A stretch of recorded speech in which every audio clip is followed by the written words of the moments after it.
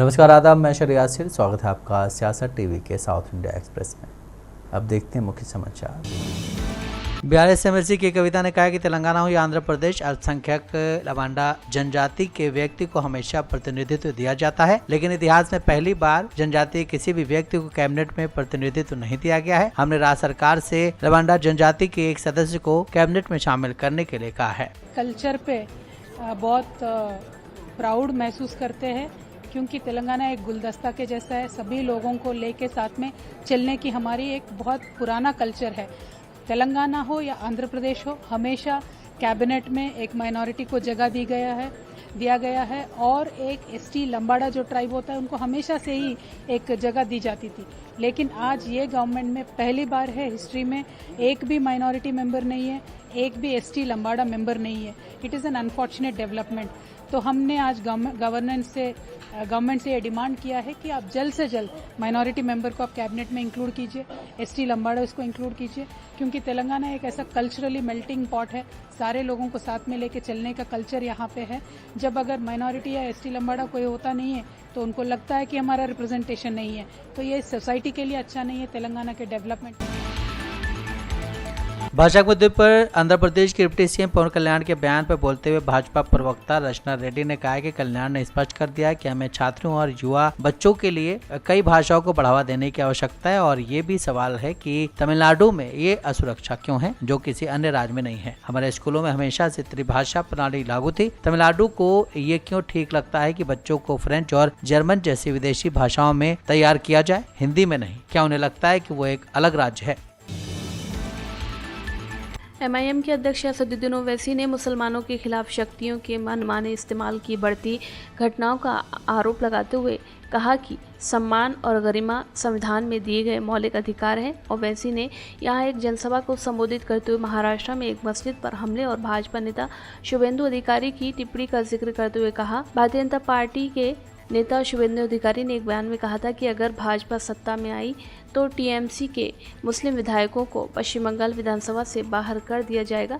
ओवैसी ने यूपी के भाजपा के एक नेता की टिप्पणी का भी उल्लेख किया, जिन्होंने सुझाव दिया था कि होली के दौरान असुविधा से बचने के लिए मुस्लिम पुरुषों को तिरपाल से बने हिजाब पहनने चाहिए। होली के अवसर पर शुक्रवार को घर पर ही नमाज अदा करने संबंधी यूपी के मुख्यमंत्री योगी की टिप्पणी का उल्लेख करते हुए ओवैसी ने संविधान के अनुच्छेद 25 का हवाला दिया, जो कि धार्मिक स्वतंत्रता की गारंटी देता है। उन्होंने कहा कि वो धर्म के बारे में यूपी के मुख्यमंत्री से नहीं बल्कि धार्मिक विद्वानों से सीखेंगे। हैदराबाद से सांसद ओवैसी ने कहा कि एक मुख्यमंत्री कह रहे हैं कि जुमे की नमाज घर पर पढ़ी जा सकती है, क्या मुझे उनसे धर्म के बारे में सीखना चाहिए? के कविता के अगुवाई में बीआरएस के एमएलसी ने तेलंगाना विधान परिषद के बाहर विरोध प्रदर्शन किया और मौजूदा कांग्रेस शासन की निंदा की। इस विरोध प्रदर्शन का उद्देश्य हल्दी किसानों के लिए 15,000 रुपये का एमएसपी सुनिश्चित करना था। के कविता ने हल्दी किसानों के चल रहे संघर्ष पर चिंता व्यक्त की। उन्होंने केंद्र और राज्य दोनों ही प्राधिकरणों की ओर से सरकार द्वारा स्थापित एमएसपी की अनुपस्थिति का दावा किया। कविता ने दुख जताते हुए कहा कि हल्दी किसानों को लंबे समय से कठिनाइयों का सामना करना पड़ रहा है, क्योंकि अधिकारियों द्वारा कोई एमएसपी निर्धारित नहीं किया गया है। कांग्रेस पर चुनावी वादों से मुकरने का आरोप लगाते हुए के कविता ने कहा कि हम जल्द ही हल्दी किसानों के लिए 15,000 रुपये एमएसपी पर जोर दे रहे हैं, क्योंकि कांग्रेस ने चुनाव के दौरान 12,000 रुपये देने का वादा किया था। इसके साथ ही बीआरएस ने विधायक जगदीश रेड्डी के निलंबन की आलोचना करते हुए इसे लोकतांत्रिक अपमान करार दिया। केंद्रीय मंत्री जी किशन रेड्डी ने तमिलनाडु के मुख्यमंत्री एम.के. स्टालिन पर निशाना साधा। उन्होंने कहा कि तमिलनाडु में सरकार बनाने के करीब 4 साल के बाद स्टालिन के नेतृत्व वाली डीएमके के पास दिखाने के लिए कुछ नहीं है, सिवाय बड़े पैमाने पर भ्रष्टाचार, कानून और व्यवस्था में बड़ी विफलताओं, करों और बिजली दरों में बढ़ोतरी के, जिससे लोगों को भारी परेशानी हो रही है। उन्होंने कहा कि लोगों का ध्यान भटकाने के लिए राज्य सरकार बेवजह के मुद्दे उठा रही है। मंत्री ने कहा कि डीएमके तमिलनाडु में शराब आपूर्ति करने वाली कंपनियों पर चल रहे ईडी के छापों से ध्यान हटाना चाहती है, जिसमें 1000 करोड़ रुपए की रिश्वत का खुलासा करने वाले दस्तावेज मिले हैं। केंद्रीय मंत्री ने कहा कि 1986 में एनईपी के उसी त्रिभाषा फॉर्मूले को बरकरार रखने के लिए राष्ट्रीय शिक्षा नीति एनईपी 2020 को कलंकित करने के लिए डीएमके द्वारा प्रयास किए गए। उन्होंने कहा कि गैर हिंदी भाषी राज्यों के लिए बहुत अधिक लचीलापन और अधिक विकल्प प्रदान करना पार्टी के पाखंड को दर्शाता है। इसके साथ ही मंत्री ने राज्य में रुपए के प्रतीक के तौर पर इस्तेमाल होने वाले आधिकारिक सिंबल की जगह तमिल लिपि के सिंबल का इस्तेमाल करने के फैसले पर भी सवाल खड़े किए हैं।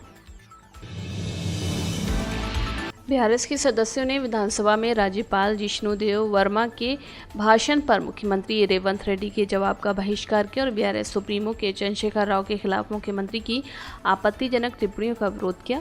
गौरतलब है कि मुख्यमंत्री ने कहा था कि चंद्रशेखर राव स्ट्रेचर पर हैं और जल्द ही उन्हें शवगृह ले जाया जाएगा। उनकी टिप्पणियों पर आपत्ति जताते हुए बीआरएस नेताओं ने राज्य के विभिन्न पुलिस थानों में मुख्यमंत्री के खिलाफ शिकायत दर्ज कराई थी। आज जैसे ही अध्यक्ष जी प्रसाद कुमार ने घोषणा की मुख्यमंत्री राज्यपाल के अभिभाषण पर जवाब देंगे, बीआरएस सदस्यों ने उनके भाषण का बहिष्कार कर दिया और सदन से बाहर चले गए। इससे पहले दिन में बीआरएस ने अध्यक्ष से बीआरएस विधायक और पूर्व मंत्री जी जगदीश रेड्डी का निलंबन रद्द करने की अपील की। पूर्व मंत्री और बीआरएस विधायक टी हरीश राव ने कहा कि जगदीश रेड्डी ने सदन में आसन का अपमान नहीं किया है। उन्होंने कहा कि अगर उन्हें अपना पक्ष रखने का मौका दिया जाता तो वे विस्तृत स्पष्टीकरण देते, लेकिन दुर्भाग्य से उन्हें बोलने का मौका नहीं दिया गया। हैदराबाद की एक 60 साल की महिला से 2.8 करोड़ रुपए की ठगी हुई है। वेस्टइंडीज के प्रसिद्ध क्रिकेटर क्रिस गेल के नाम पर महिला से पैसे ले गए। महिला को झांसा देकर फर्जी कॉफी पाउडर मैन्युफैक्चरिंग कंपनी में निवेश कराया गया था। उसे ठगने वालों में महिला का भाई भी शामिल है। महिला ने 6 लोगों के खिलाफ आपराधिक मुकदमा दर्ज कराया। महिला को 5.7 करोड़ रुपए की निवेश योजना में बहुत अधिक रिटर्न मिलने का वादा किया गया था। 2019 में महिला से उसके भाई और उसकी पत्नी ने संपर्क किया था। उसे निवेश पर 4% मासिक रिटर्न देने का वादा किया था। दावा किया था कि निवेश किया गया पैसा केन्या की एक कॉफी पाउडर मैन्युफैक्चरिंग कंपनी को मिलेगा। कंपनी अमेरिका में एक नई इकाई के साथ विस्तार कर रही है। ठगों ने महिला को क्रिस गेल की तस्वीरें और वीडियो दिखाए। दावा किया कि क्रिस गेल कंपनी के प्रमोटर हैं। पुलिस से मिली जानकारी के मुताबिक आरोपियों ने महिला को बताया कि कंपनी का मालिक उन्हें जानता है। आरोपियों में से एक कंपनी में साझेदार बनना जा रहा है। अपने भाई पर भरोसा कर महिला ने 2.8 करोड़ रुपए का निवेश किया। उसने परिवार के सदस्यों और दोस्तों को 2.2 करोड़ और निवेश करने के लिए कहा। अन्य लोगों ने 70 लाख का निवेश किया। शुरू में आरोपियों ने निवेशकों को विश्वास दिलाने के लिए रिटर्न दिया। हालांकि कुछ समय के बाद पैसा मिलना बंद हो गया। महिला ने अपने भाई से इस बारे में पूछा तो उसने कहा कि कंपनी अमेरिकी इकाई चालू है। केंद्र सरकार और तमिलनाडु सरकार के बीच भाषा को लेकर विवाद चला। इस बीच जनसेना पार्टी के प्रमुख और आंध्र प्रदेश डिप्टी सीएम पवन कल्याण ने भारत की भाषा की विविधता को सुरक्षित करने पर बल दिया। उन्होंने कहा कि तमिल समेत कई भाषाओं की जरूरत है, सिर्फ 2 की नहीं। उन्होंने कहा कि हमें भाषाई विविधता को अपनाना होगा। ये देश की अखंडता बनाए रखने के साथ ही अपने लोगों के बीच प्रेम और एकता को बढ़ावा देने के लिए भी ज़रूरी है। तमिलनाडु के मुख्यमंत्री एम.के. स्टालिन ने केंद्र सरकार पर हिंदी थोपने के आरोप लगाए हैं। उन्होंने अपने यहाँ राष्ट्रीय शिक्षा नीति के तहत 3 भाषा फॉर्मूले को लागू करने से इनकार किया है। इस मामले में डीएमके का नाम लिए बिना पवन कल्याण ने कटाक्ष किया। उन्होंने कहा कि तमिलनाडु के नेता हिंदी के विरोध का पाखंड करते हैं और पैसा कमाने के लिए तमिल फिल्मों को हिंदी में डब करने की अनुमति देते हैं। उन्होंने भाषा को लेकर सद्भाव की जरूरत और महत्व पर जोर दिया। उन्होंने कहा कि भाषा के प्रति दुश्मनी भरा नजरिया रखना बिल्कुल ही नासमझ जैसी बातें हैं। उन्होंने मुसलमानों की ओर से अरबी या उर्दू में प्रार्थना करने की प्रथा, चाहे वे कहीं भी हों, और मंदिरों में संस्कृत मंत्रों के उपयोग के बीच समानता दिखाई। कर्नाटक विधानसभा के उपाध्यक्ष रुद्रप्पा मनप्पा लमानी शुक्रवार शाम हिरियूर तालुक में एक सड़क दुर्घटना में घायल हो गए। पुलिस ने जानकारी दी कि चोटें गंभीर नहीं है, चिंता की कोई बात नहीं है। दुर्घटना जवनगोंडानहाली के पास उस समय हुआ जब लमानी बेंगलुरु से हावेरी जिले में अपने गृहनगर जा रहे थे। पुलिस के मुताबिक लमानी एक जगह किसी काम से अपनी कार से बाहर निकले थे, तभी एक दोपहिया वाहन ने उन्हें टक्कर मार दी, जिससे वो गिर गए। दुर्घटना में लमानी के माथे और पैर में चोटें आईं। पुलिस ने बताया कि उपाध्यक्ष को पहले हिरियूर के सरकारी अस्पताल में प्राथमिक उपचार दिया गया और आगे के इलाज के लिए दावणगेरे के एस हाईटेक अस्पताल में स्थानांतरित किया गया। इससे पहले कर्नाटक में सड़क हादसे में 5 लोगों की मौत हो गई थी। पुलिस ने बताया कि चामराजनगर में माले मदेश्वर मंदिर जा रहे तीर्थयात्रियों की कार की ट्रक से टक्कर हो गई, जिससे उसकी मौत हो गई। पुलिस के मुताबिक दुर्घटना जिले के कोल्लेगल तालुक के अंतर्गत चिकीदुमकी में हुई। मृतक महाशिवरात्रि के अवसर पर भव्य समारोह के चलते पहाड़ी की चोटी पर स्थित मंदिर जा रहे थे। कर्नाटक सरकार ने दलित और पिछड़े वर्ग के साथ साथ सरकारी ठेकों में मुसलमानों को 4% आरक्षण देने का फैसला किया। सूत्रों ने पुष्टि की है कि कैबिनेट ने इस प्रस्ताव को मंजूरी दे दी है और इस संबंध में एक विधेयक मौजूदा बजट सत्र के दौरान राज्य विधानमंडल के समक्ष पेश किया जाएगा। सूत्रों ने बताया कि संशोधन के बाद कर्नाटक सार्वजनिक खरीद में पारदर्शिता अधिनियम 1999 का उद्देश्य 1 करोड़ रुपए तक के सरकारी ठेकों में मुस्लिम ठेकेदारों को 4% आरक्षण प्रदान करना है। मंत्रिमंडल ने अनुसूचित जाति और अनुसूचित जनजाति समुदाय के लिए सीमा को भी मंजूरी दे दी है, जिसे 1 करोड़ रुपए से बढ़ाकर 2 करोड़ रुपए कर दिया गया है। इसको लेकर के अब बीजेपी की तरफ से प्रतिक्रिया सामने आई है। ये सिर्फ कर्नाटका का है, लेकिन इसके राष्ट्रीय इम्प्लीकेशंस हैं और कांग्रेस पार्टी और राहुल गांधी की सोच कैसी है ये इसका संकेत भी देती है। Karnataka government in the budget has publicly announced a 4% reservation for Muslims in government contracts. Karnataka सरकार ने अपने बजट में मुसलमानों के लिए 4% आरक्षण की घोषणा की है। अभी तक नौकरी तक समझते थे, अब सरकारी ठेकों में भी रिजर्वेशन हो रहा है और उसमें भी सीधा मुस्लिम्स के लिए 4%। कर्नाटका की राजधानी बेंगलुरु को कूड़ा विवाद पर सियासत के साथ ही आरोप प्रत्यारोप का दौर बढ़ता जा रहा है। Deputy CM D K Shiv Kumar ने दावा किया है कि उन्होंने विधायकों पर ब्लैकमेलिंग के आरोप लगाए हैं। डिप्टी सीएम ने कहा कि सभी राजनीतिक दलों के विधायक कचरा संकट को लेकर सरकार को ब्लैकमेल कर रहे हैं। उन्होंने दावा किया कि ये विधायक विकास निधि में 800 करोड़ रुपए की मांग कर रहे हैं।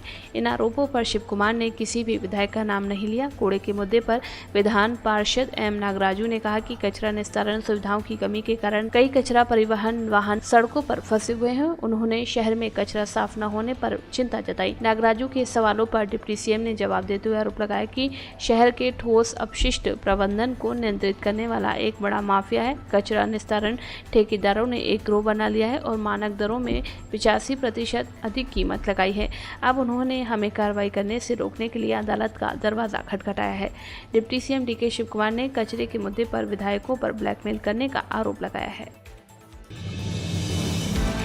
कर्नाटक में एक नर्स की मौत को लेकर तब सांप्रदायिक तनाव उत्पन्न हो गया जब पोस्टमार्टम में उसकी हत्या की पुष्टि हुई है। इस मामले में एक व्यक्ति को गिरफ्तार किया गया है। बीजेपी सांसद बसवराज बोम्मई ने इसे लव जिहाद का मामला करार देते हुए आरोप लगाया कि कांग्रेस सरकार के सत्ता में आने के बाद से ऐसी घटनाओं में बढ़ोतरी हुई है। 22 वर्षीय बच्ची फतेहपुर गाँव में तुंगभर नदी के पास मृत मिली थी। वो हावेरी जिले के मसूरू गाँव की मूल निवासी थी और रानीबेन्नूर में काम करती थी। स्वाति 3 मार्च को लापता हो गई थी और बाद में उसका शव मिला। उसके परिवार ने शव के पहचान के पोस्टमार्टम में हत्या की पुष्टि होने के बाद पुलिस ने जांच तेज कर दी और मामले में एक व्यक्ति को गिरफ्तार किया। पुलिस के एक अधिकारी ने बताया कि स्वाति और उस लड़के के बीच संबंध था और उसने स्वाति से शादी करने का वादा किया था। हालांकि अपने समुदाय की दूसरी युवती से उसकी शादी तय होने के बाद वो स्वाति से दूरी बनाने लगा। साउथ इंडिया एक्सप्रेस में बस इतना ही। मुझे दें इजाजत। बाकी खबरों के लिए आप बने रहें सियासत टीवी के साथ।